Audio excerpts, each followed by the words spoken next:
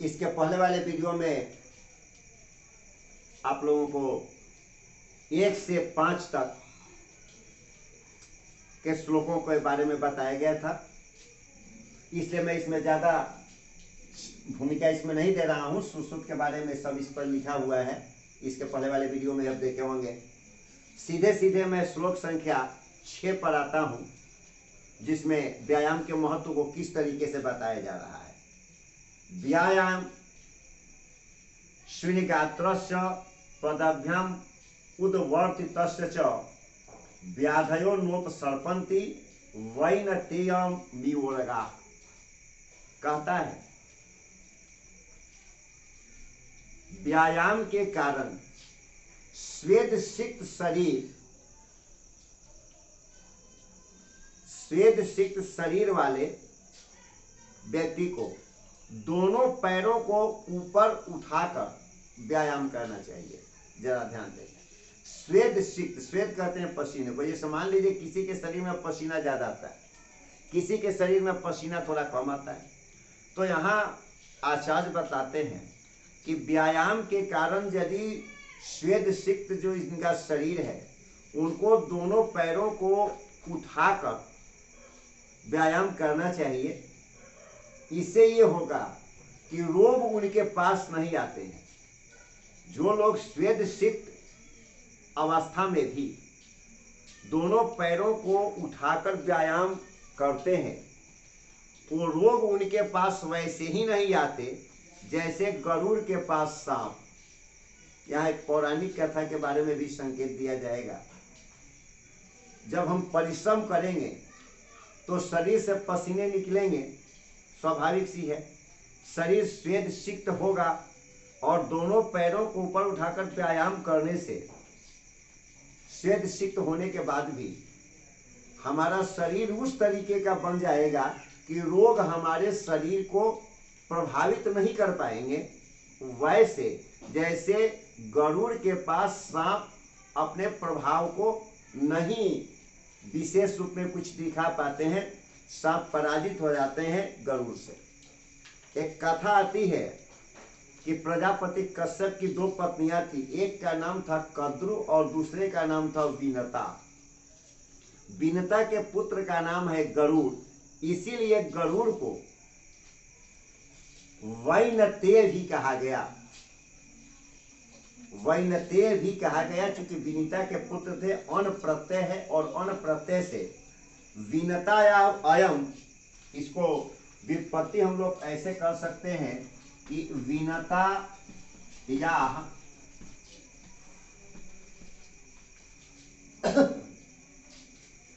अयम वैनतेया।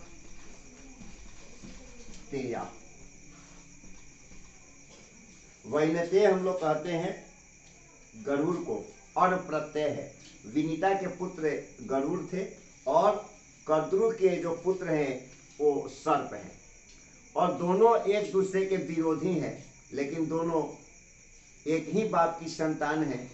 एक कद्रु से सर्प और विनीता से गरुड़ का जन्म है। ये पौराणिक कहानियां।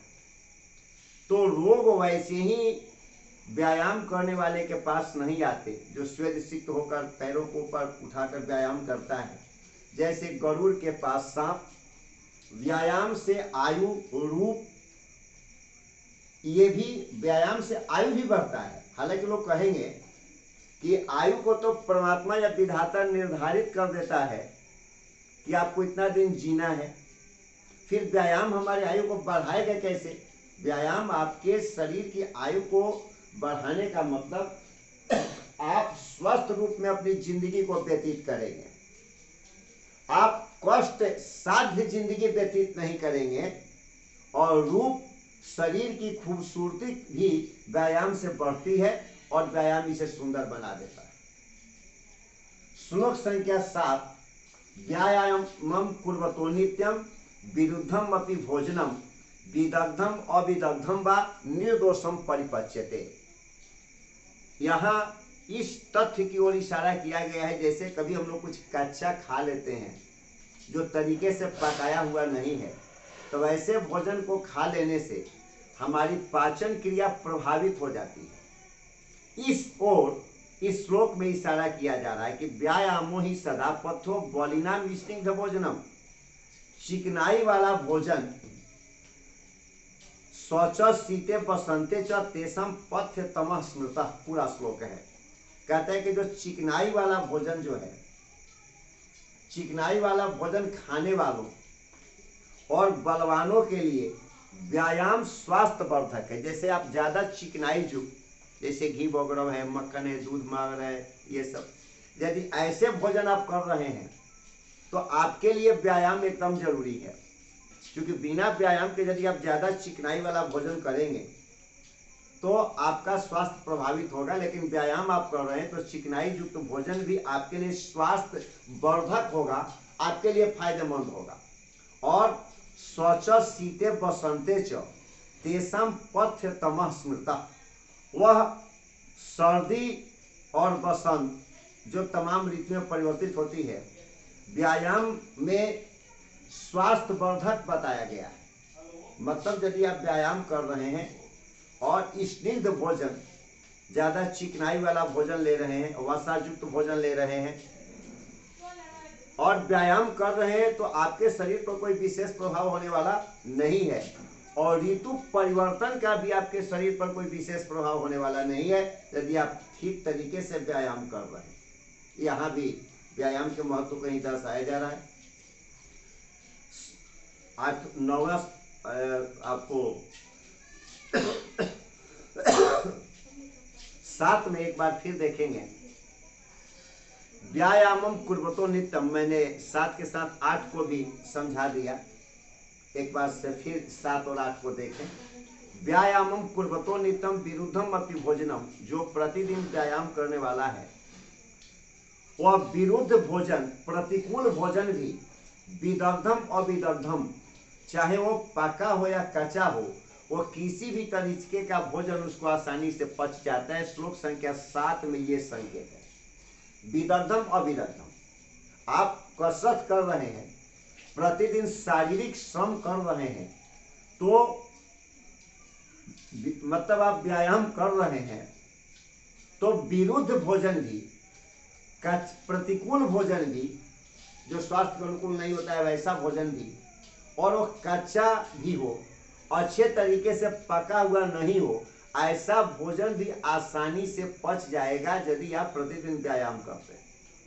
और 8 में बता रहे हैं, जिसको मैंने थोड़ा पहले में बता दिया कि व्यायामो ही सदा पथ्यो बलिनाम स्निग्ध भोजनम शौच शीते बसंते च तेषां पथ्य तमः स्मृतः, कि यदि आप चिकनाई वाला भोजन कर रहे हैं और व्यायाम कर रहे हैं तो चिकनाई वाला भोजन भी आपके लिए स्वास्थ्य वर्धक हो जाएगा। और शौच शीते बसंते च, और सर्दी बसंत ये तमाम जो ऋतु परिवर्तन है वो किसी भी ऋतु में आपका स्वास्थ्य अच्छा रहेगा, ये बताया गया। और श्लोक संख्या 9, सर्वे स्वत्रिषु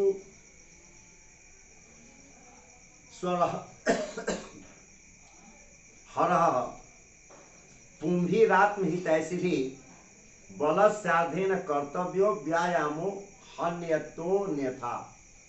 कहता है कि अतः आत्महितैषिभिः पुंभिः सर्वेषु ऋतुषु अहरदः बलस्य अर्धेन व्यायामः कर्तव्यः अन्यथा हन्ति। ये अन्वय है, अन्वय भी 4 अंक का आप लोगों के पाठ्य पुस्तक में प्रश्न में भी आता है। कहता है कि आत्महित ऐसी भी, अपना कल्याण चाहने वाले जो व्यक्ति हैं, अपना कल्याण तो सभी चाहते हैं। कुरान में भी एक बात समझाई गई है कि वह इंसान जो अपने फायदे की बात को नहीं समझता है, अच्छी बातों को नहीं समझता है, उसे पागल मुकर्रर किया जाता है, वो पागल।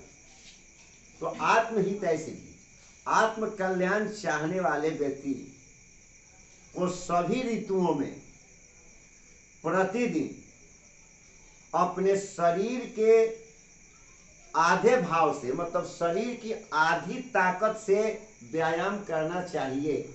और यदि कहीं वो व्यायाम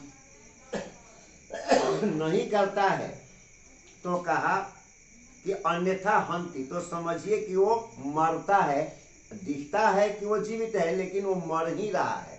इस श्लोक को जरा अच्छे तरीके में समझें, थोड़ा घुमावदार अर्थ है कि जो व्यक्ति अपना कल्याण चाहता है उसे सभी ऋतुओं में, जो षड ऋतुएं होती हैं, वसंत, ग्रीष्म, वर्षा, शरद, शिशिर, हेमंत, किसी भी ऋतु में अपना कल्याण चाहने वाले व्यक्ति को प्रतिदिन अपने शरीर की आधी ताकत से व्यायाम करना चाहिए, नहीं तो वो मरता है, धीरे धीरे उसका शरीर कमजोर होता जाता है। उसे लगता है कि वो ठीक है, स्वस्थ है, जीवित है, लेकिन उसका शरीर कमजोर होता जाता है। और शरीर की आधी ताकत का मतलब जरा सा समझेंगे, आपके अंदर जितनी ऊर्जा है, आप यदि अपनी सारी ऊर्जा को व्यायाम में झोंक देंगे तो फिर ऐसा भी हो सकता है कि व्यायाम करते करते आप गिर जाएं।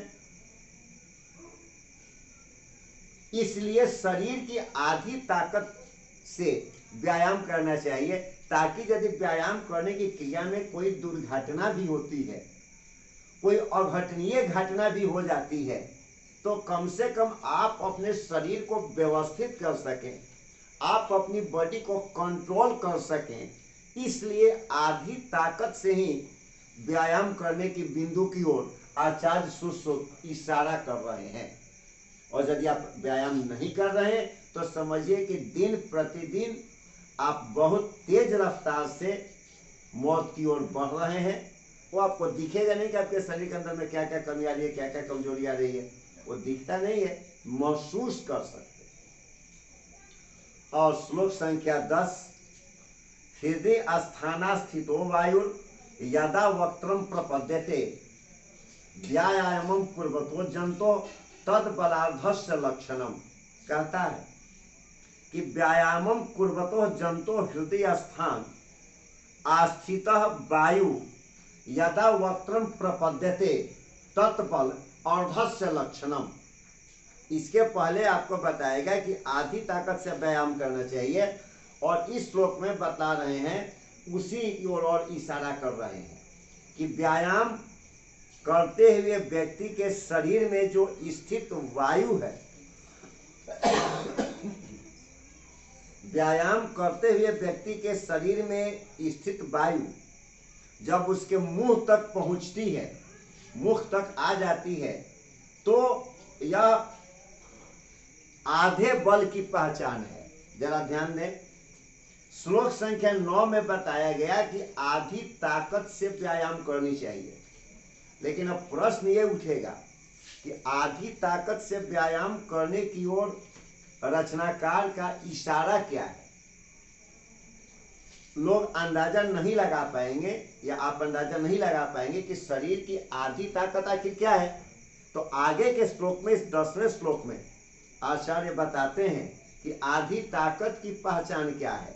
जब हम व्यायाम करते हैं और हमारे शरीर में स्थित जो वायु है और मुंह तक आ जाती है, तो समझिए कि हमने आधे बल को लगा दिया।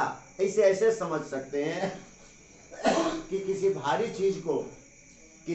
चीज को उठाने में आप पूरी ताकत लगा देते हैं, तो आपके मुख से एक वायु पहुंचती है, तब व्यक्ति अनुमान करता है कि अकेले उठेगा भी कि मुझे किसी की सहायता की जरूरत है।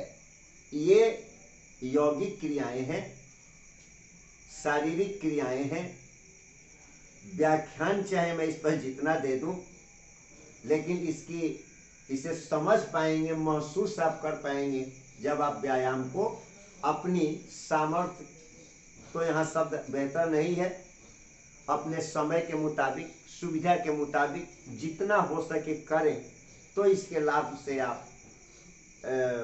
आपको लाभ मिल पाएगा, इसके लाभ से आप वंचित नहीं रह पाएंगे। और अंतिम श्लोक 11, श्लोक संख्या 11 में वयोबल शरीरानी देश कालास्नानि च समीक्षा कुर्जात व्यायाम अन्यथा रोगम अवाप्नुयात्। इस श्लोक में बताते हैं कि आयु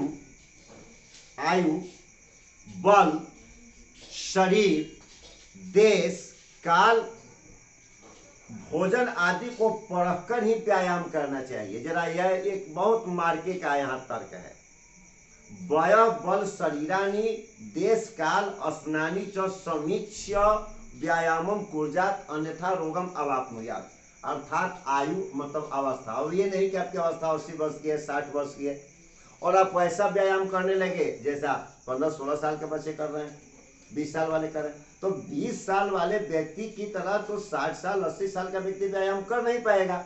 इसलिए सुश्रुत ने संकेत दिया कि आयु, आप पहले अपनी अवस्था को देखें, व्यायाम करने के पहले गिनते चलेंगे। 1, 2 बल, आपके अंदर ताकत कितनी है इसका भी अंदाजा रखें। शरीर, आपका शरीर कैसा है इस पर भी ध्यान रखें। और देश, स्थान कैसा है। अब मान लीजिए भारत है, यहाँ आप व्यायाम कर रहे हैं और यही यदि कोई आपको यूरोपीय देश हो जहाँ काफी ठंडी हो, तो आप भारत और यहाँ की ठंडी, वहाँ की ठंडी में अंतर है, तो वहाँ के लिए कुछ अलग प्रक्रियाएं होंगी ताकि आपको ठंड से आपकी सुरक्षा हो पाए। इसी को देश का मतलब यहाँ स्थान विशेष से है और काल मतलब समय। अब ये नहीं कि आप भर पेट खा लिए व्यायाम करने लगे, ये उचित नहीं होगा। काल और भोजन आदि को परख कर ही व्यायाम करना चाहिए, अन्यथा रोगम अवाप्नुयात्, वह व्यक्ति रोगी हो जाता है। एक बार फिर इसे देखेंगे। आयु, ताकत, शरीर, स्थान, काल और भोजन को परख करके ही व्यायाम करना चाहिए, नहीं तो वह व्यक्ति अत्यधिक रोगी हो जाएगा जो इन सारे मानदंडों को छोड़कर बलात् व्यायाम करने की कोशिश करेगा। ध्यान रखेंगे, व्यायाम बलात् नहीं किया जा सकता, जबरदस्ती नहीं किया जा सकता। व्यायाम शौक से होगा, एकाग्रता से व्यायाम होगा। एकाग्रता तो व्यायाम में नितांत अपेक्षित है। अब मान लीजिए आप कोई भी आसन प्राणायाम कुछ भी कर रहे हैं और आपके अंदर एकाग्रता नहीं है, तो व्यायाम आपका उतना सफल नहीं होगा। ये इस 2 वीडियो में, इसके पहले वाले में आप देखे होंगे, आपको इस पाठ संख्या 3 के बारे में पूरी जानकारी दी गई। श्लोक संख्या 11 का भी अर्थ आपको दे दिया गया, इसके बारे में समझा दिया गया और विशेष संबंधित जितने प्रश्न है उसे आप हल करेंगे। हाँ, एक बात खास कर ध्यान रखेंगे कि जितना एक पदे न उत्तरत होगा, जितना पूर्ण वाक्य न उत्तरत होगा, इसके साथ साथ प्रत्येक श्लोक के अन्वय को अवश्य उस पर ध्यान देंगे, अन्वय के ऊपर, ताकि अन्वय करने की क्रिया को आप समझ पाएं कि किसी भी श्लोक का हम अन्वय कैसे करेंगे। आप प्रश्न पत्र, अपने प्रश्नों को जो पाठ्य पुस्तक है उसे हल करेंगे और जो उसमें परेशानी होगी या कहीं कोई विशेष असुविधा होगी तो आपको जो लाइव क्लास होगा उसमें दिखलाया जाएगा। ऑनलाइन क्लास में उससे आप देखेंगे। बाकी भी यदि कुछ विशेष बातें हो तो उसे पूछ सकते हैं।